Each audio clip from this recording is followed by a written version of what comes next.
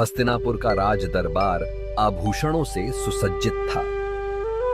महाराज धृतराष्ट्र स्वर्ण जड़ित सिंहासन पर विराजमान थे। उनके चारों ओर दरबारी शांत बैठकर उनकी बातें सुनने को तत्पर थे। सभा में पांडव और कौरव दोनों पक्ष उपस्थित थे। यह वह दिन था जब पांडवों को जुआ खेलने के लिए आमंत्रित किया गया था।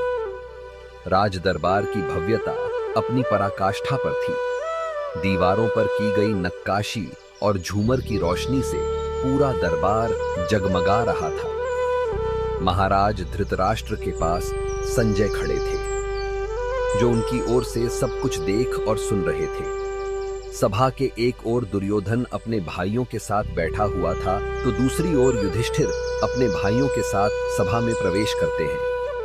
उनके चेहरे पर गंभीरता और विनम्रता थी। दुर्योधन ने पांडवों को जुआ खेलने के लिए चुनौती दी। शकुनी, जो अपनी कुटिलता के लिए प्रसिद्ध था, पासे निकालकर मुस्कुराया।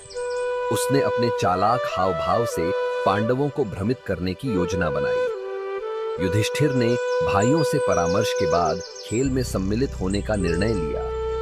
खेल प्रारंभ हुआ और शकुनी ने पासा फेंका। पासा हर बार दुर्योधन के पक्ष में जाता था।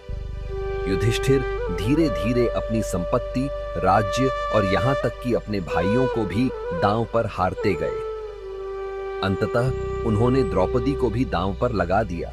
द्रौपदी रोते हुए सभा में आईं और सभी से न्याय की गुहार लगाई। दुशासन ने द्रौपदी का चीरहरण करने का प्रयास किया। उसी क्षण श्री कृष्ण ने अदृश्य रूप से प्रकट होकर द्रौपदी की लाज बचाई।